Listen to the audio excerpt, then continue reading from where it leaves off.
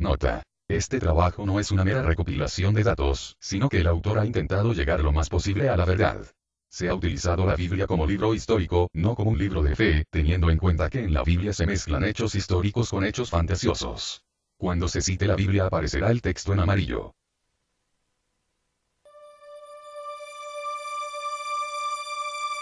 José, de Arimatea, compró una sábana, y quitándolo de la cruz, lo envolvió en la sábana, y lo puso en un sepulcro que estaba cavado en una peña, e hizo rodar una piedra en la entrada. Marcos 15, 46.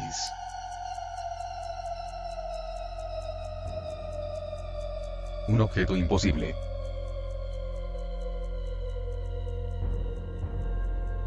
Una sábana de lino, de 4,36 metros de largo por 1,10 metros de ancho, exactamente 8 por 2 cúbits, codos judíos de un valor de unos 54,6 centímetros, la antigua medida usada en Israel.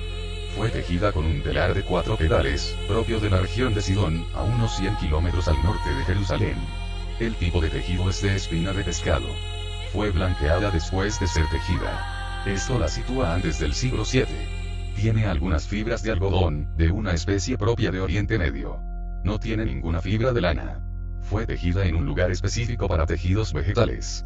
En Judea, los tejidos vegetales y los animales se trabajaban en talleres diferentes.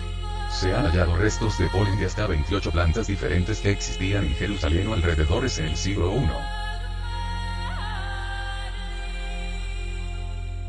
Sobre ella se ven enseguida, además de las dos líneas oscuras y de los triángulos blancos, signos de quemaduras, de un incendio en 1532 que 2 años después restaurarían las semanas clarisas de Chambéry, las huellas de una imagen, frontal y dorsal, de un hombre muerto por crucifixión. La tradición afirma que el apóstol Tadeo la llevó a Edesa, actual ciudad de Urfa en Turquía. Grabado del siglo X que muestra la entrega del mandilión al rey Abgar V. Ya en Edesa, su primera localización, siglo II, se cuenta, había curado al rey Abgar, quien debido al milagro se hizo cristiano. Sin embargo, en el año 57, al subir al trono su hijo que era pagano, se decidió esconder el mando en el interior de una pared. Y allí estuvo alrededor de 400 años. El lienzo sería reencontrado en el año 525. Esto es un dato históricamente indiscutible, sobre el que existen numerosas fuentes de la época. En Edesa el santo sudario se exponía de modo que solo se podía ver el rostro de Jesús. En el año 944 el emperador romano I Lecapeno la compra y se la lleva a Constantinopla. En Constantinopla el mandilión, nombre que se le daba al manto que envolvió a Jesús, permanece desde el siglo X al siglo XIII.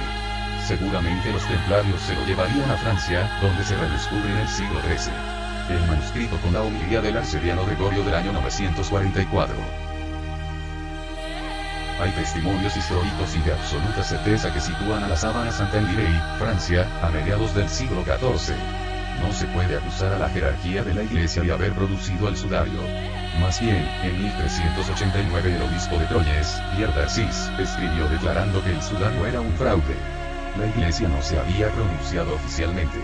El pueblo, sin embargo, continuó visitándolo con gran veneración. La trayectoria de la sábana santa desde esa época está bien documentada y sin más interrupciones. Medallón peregrino de 1357 fechable por los escudos de armas, Geoffroy de Charny, que muestra una imagen del sudario de Turín. Los historiadores han podido reconstruir el itinerario recorrido por la sábana, desde Jerusalén hasta Turín. La sábana santa empezó a sorprender hace un siglo cuando, por primera vez, fue fotografiada por Secondo Pia, en 1898. El negativo de la fotografía mostró en detalle y con una evidencia mucho mayor que el positivo, todos los signos que la sábana santa guardaba. Y Pilato, queriendo satisfacer al pueblo, soltó a Barrabás, y entregó a Jesús después de azotarle, para que fuese crucificado. Marcos 15, 15. La sábana muestra rastros de 120 latigazos. Las huellas son del flagelum romano, látigo descubierto en excavaciones posteriores al estudio de las marcas en la sábana santa. Las heridas muestran que los latigazos iban en 2 direcciones, lo que implica la presencia de los verdugos que aplicaron un suplicio romano, puesto que la ley judía limitaba la flagelación a 40 golpes. En la imagen se aprecian los efectos del casco de espinas sobre la parte trasera de la cabeza. Las espinas, hincadas profundamente, probablemente han lesionado unos ramos de la arteria occipital y vainas más profundas del plexo vertebral posterior.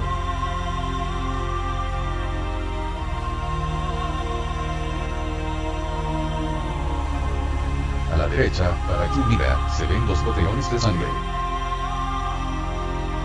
La interpretación aceptada por todos es que ellos salgan de una herida de punta que lesionó el ramo frontal de la arteria temporal superficial. Hacia la mitad de la frente vemos un breve chorreo de sangre venoso en forma de un 3 invertido, debido a la contracción del músculo frontal, obligado por el tremendo dolor.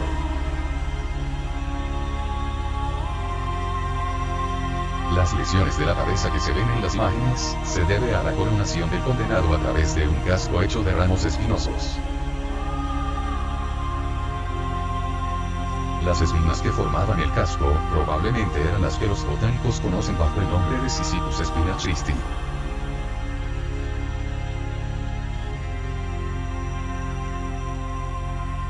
Los clavos, de más de 13 centímetros, se fijaron en las mulecas, correspondencia con el espacio de Destock, y no en las palmas de las manos, como quiere la tradición iconográfica, para impedir los desgarros.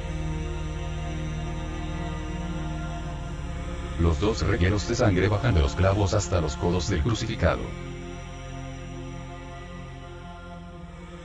Para acelerar la muerte, los soldados quebraban las piernas de los crucificados, utilizando para ello una lanza romana para despedazar los huesos de la parte inferior de las piernas.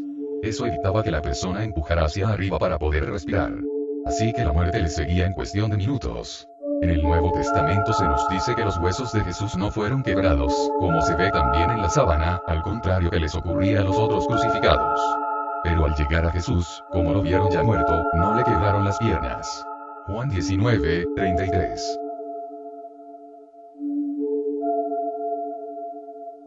Pero el soldado romano, para confirmar la muerte de Jesús, le clavó la lanza en su costado derecho. La lanza atravesó el pulmón derecho y penetró el corazón. Por lo tanto, cuando se sacó la lanza, salió un fluido claro, como el agua, seguido de un gran volumen de sangre, tal como lo describe Juan, uno de los testigos oculares, en su Evangelio. Sino que uno de los soldados le atravesó el costado con una lanza y al instante salió sangre y agua. Juan 19, 34. El amplio chorreo de sangre corresponde a una herida, de unos 5 centímetros por 4-5 centímetros. Las medidas coinciden con las producidas por un bilium romano.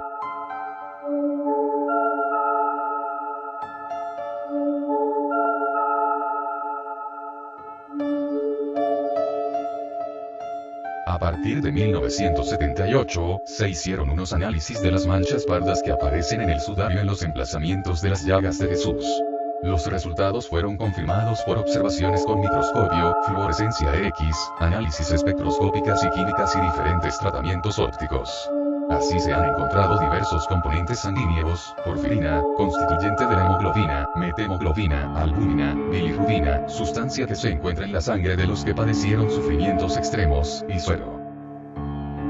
Se sabe que Jesús sudó gotas de sangre, por medio de una amplificación computarizada de los minúsculos coagulitos de sangre, detectados en la piel del rostro, lograda por el profesor Cassiani del Observatorio Romano, nos revela que se dio efectivamente este fenómeno que en medicina recibe el nombre hematidrosis, también llamada hemohidrosis o hematohidrosis.